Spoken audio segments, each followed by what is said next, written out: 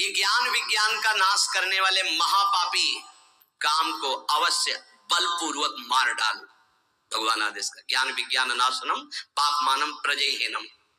पाप मानम केवल पाप ही कराते हैं, पाप से पाप ही बनता, कभी पुण्य नहीं होता, ध्यान रखना। धर्म पूर्वक जो कमाया जाता है उससे पुण्य होता है, पाप पूर्वक कमाई से कभी पुण्य नहीं होता। चाहे सब का सब लुटा दो जाके, वो जिस जिसकी बुद्धि में जाएगा उसकी बुद्धि भ्रष्ट करेगा और उसका पाप उसको लगेगा जिसने दिया है। पाप मानम ही प्रजय, काम संपूर्ण पापों की जड़ है। काम उत्पन्न होने पर केवल पाप ही पाप बनता है। आगे चल करके ये काम इतना ढक देता है कि वो राक्षस हो जाता है, उसको समझे में नहीं आता है कि मैं कर क्या रहा हूं। जो आजकल समाज में धीरे धीरे आसुरी प्रवृत्ति फैल रही है, विवेक को ढक करके अंधा बना देता है काम। पूज्य जनों में, पवित्र संबंधों में भी मनमानी आचरण होने लगते हैं। उसको एक ज्ञान ही नहीं रहता कि मैं पाप कर्म कर रहा हूं। महापतन पातकी स्वरूप उसका हो जाता है जिसको काम अपने अधीन कर लेता है। इसलिए भगवान कह रहे हैं इस महापापी को अवश्य मार डालो। अर्जुन,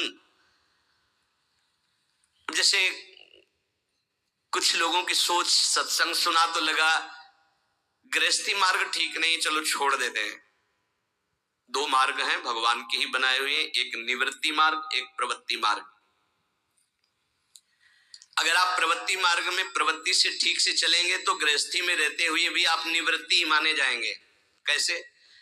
जैसे सबसे पहला आश्रम है ब्रह्मचर्य आश्रम, सबका, चाहे गृहस्थ हो चाहे विरक्त हो, पहला आश्रम ब्रह्मचर्य आश्रम है। कुछ ब्रह्मचर्य आश्रम से नैष्ठिक ब्रह्मचर्य को चले जाते हैं निवृत्ति मार्ग में, और कुछ ब्रह्मचर्य आश्रम से गृहस्थ आश्रम को चले जाते हैं। पर सबसे पहला आश्रम ब्रह्मचर्य है। पहली नींव बर्बाद, कहां ब्रह्मचर्य का पालन, हमारा जो धर्म कहता है उसके अनुसार कहां पालन हो रहा है। जब तक पाणी ग्रहण संस्कार विवाह नहीं हुआ तब तक ब्रह्मचर्य का आदेश शास्त्र में, वो असमर्थ हो गए। आज अगला गृहस्थ धर्म, जिसे पाणी ग्रहण किया आजीवन उसी के प्रति भाव रखना। संतानोत्पत्ति धर्म रूपी काम, आगे चलकर आपको वैराग्य हो जाएगा, अपने आप वैराग्य हो जाएगा, भोगों से वैराग्य हो जाएगा, क्योंकि धर्मो रक्षते रक्षिता। आप धर्म से चल रहे थे, इसलिए तीसरा मार्ग वानप्रस्थ, अब वो अंदर से उसके अंदर व्याकुलता पैदा होने लगती, बहुत समय नष्ट हो गया भोगों में। क्योंकि पहले ब्रह्मचर्य था, पुनः ब्रह्मचर्य का अभ्यास जागृत होता है और फिर संन्यास क्रम से आ जाता है। और वो नैष्ठिक ब्रह्मचर्य से सीधे, अब ऐसे सत्संग सुना और आपने सोचा कि नहीं, भजन करने के लिए हम संसार को छोड़ देते हैं, तो किस संसार को? बहुत ध्यान देने का विषय, किस संसार को? बोले इसको नहीं, इसको नहीं, इस संसार को। अगर इसका राग लेके भाग के जाओगे तो किसी भी गुफा में जाओ, काम वहां भी तुम्हें अपवित्र कर देगा, वहां भी तुम्हें नष्ट कर देगा, क्योंकि तुम्हारे अहम में बैठा हुआ है, किसी घर दुकान मकान में नहीं बैठा हुआ है, वो तुम्हारे अंदर अहम में बैठा हुआ। अहम में बैठे हुए काम का त्याग, घर में रहता हुआ वो संन्यास निवृत्ति मार्ग का पथिक हो जाएगा। और अगर अहम में काम बैठा हुआ है तो गुफा में बैठा हुआ भी वो प्रवृत्ति में उतर जाएगा काम की। ये बड़ा सूक्ष्म विषय है। इसलिए हम प्रार्थना करते हैं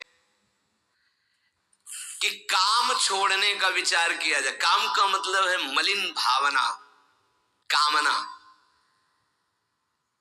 ये जो हमारे अंदर उद्देश्य बनता है भगवत प्राप्ति का कि हम सब छोड़ देते हैं, तो किसको छोड़ देते हैं? शरीर राग को छोड़ देते हैं, इंद्रिय विलासिता को छोड़ते हैं, अहम में कामना को छोड़ते हैं। बाहर भागने से काम नहीं बनेगा, इसको समझना होगा। अगर कामना छूट जाए तो सब ठीक हो जाएगा। जब मनुष्य कामना रख करके कोई भी वेश धारण कर ले, कहीं भी चला जाए, तो काम उसे भ्रष्ट करता ही है।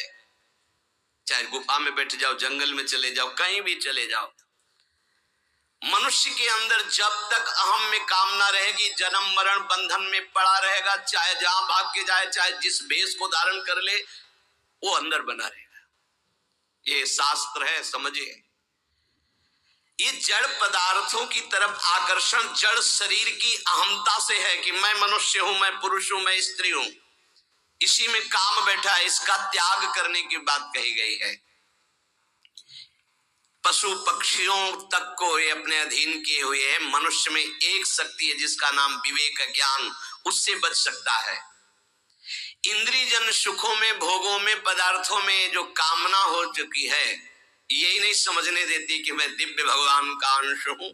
केवल बातें बनाने से नहीं, मुझे किसी भी सुख की आकांक्षा नहीं है, किसी भी सुख का अभाव नहीं हमारे स्वरूप में।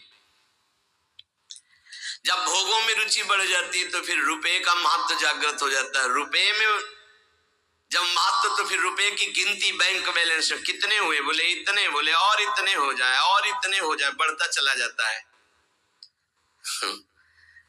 धर्म को, शास्त्रों को, उपासना को उपास्य देव के लिए किया जाता है, बैंक बैलेंस के लिए नहीं। अगर हमारे उपदेश का फल रुपया है, हमारे प्रवचन का फल रुपया है, हमारे अंदर का उद्देश्य रुपया है, शास्त्रों का भाव नहीं समझ पाएंगे, ज्ञान ढका रहेगा, जागृत नहीं होगा।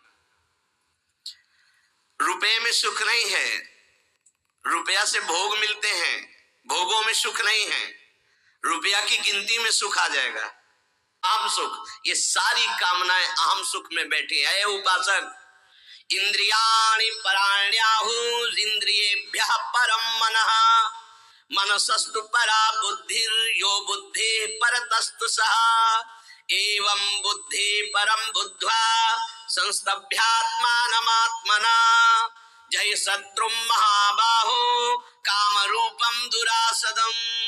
हे अर्जुन, ध्यान दो, तुम जीत जाओगे, काम पर विजय प्राप्त कर लोगे। क्या? इंद्रियों से, स्थूल शरीर से श्रेष्ठ, सबल, प्रकाशक, व्यापक और सूक्ष्म मन है। स्थूल शरीर इंद्रियों से सबल, इंद्रियों का प्रकाशक, व्यापक मन है। मन से भी पर बलवान, निर्णायक, प्रकाशक बुद्धि है, और बुद्धि का जहां से प्रकाश हो रहा है वो अहम है, और उस अहम में काम बैठा हुआ है। दुश्मन का पता चल जाए तो मारने में देर नहीं लगती। अहम में काम बैठा हुआ है, और उस अहम को जो प्रकाश मिल रहा है वो तेरे से मिल रहा है, अहम को जो बल मिल रहा है वो तेरे से मिल रहा है। तो ऐसा जान करके अपने आप को इस काम के वश में ना होने दे, और अपने बल से इस काम रूपी दुर्जय शत्रु को मार डाल। व्याख्या, इंद्रियाणि पराण्याहुः, ये जो आप ढांचा देख रहे हैं स्थूल शरीर, इसमें जो कर्मेंद्रियां हैं, जो ज्ञानेंद्रियां हैं, जिनसे कर्म होता है, जिनसे विषयों का ज्ञान होता है, ये बहुत बलवान इंद्रियां हैं। अपने स्वरूप में आ जाए तो अज्ञानी पुरुष से कुछ भी करवा ले, ये बहुत बलवान है। ये प्रवचन से नहीं रुकती, ध्यान रखना। प्रवचन देने और सुनने से नहीं रुकती हैं, ये भजन से रुकती है। जितना भजन करोगे उतने आप इंद्रियों पर शासन कर पाओगे, नहीं तो बातचीत केवल रहेगी। मुख्य बात हमारी समझ लीजिए, अनुभव की बात कहता हूं, जीवन भर की बात कहता हूं, संतों की बात कहता हूं, शास्त्रों की बात। जब तक आपके पास नाम जप रूपी बल इकट्ठा नहीं हो जाएगा तो ये बातें सुनोगे, समझ में नहीं आएगी, समझ में आ जाएगी तो जीत नहीं पाओगे। जीतने और समझने की बात केवल भजन से होती है, भजन में रुचि बहुत कठिन है। इसलिए खूब प्रवचन हो रहे हैं, पर प्रभाव उसका बहुत कम जनों के हृदय में पड़ रहा है। उन्हीं के हृदय में पड़ेगा जो नाम जपना शुरू कर दिए हैं। जिनका नाम जप जितना प्रबल है, उतने प्रवचन का प्रभाव दूसरों पर पड़ेगा, अपने ऊपर पड़ेगा। भजन, ये तो आप निश्चित समझ लीजिए, बारी मथे ग्रत होए बर सिकताते बर तेल, बिनु हरि भजन न भौतरिया सिद्धांत पेल। बिना भजन के बातें ही बातें रहेंगी, पर्यो प्रवाह काल के कदापि छूटी है नहीं, चाहे जो और उपाय कर लो, अगर नाम जप नहीं किया तो काल के प्रवाह से नहीं बच सकते। ये महाबली नाम तुम्हें महाबल प्रदान करेगा।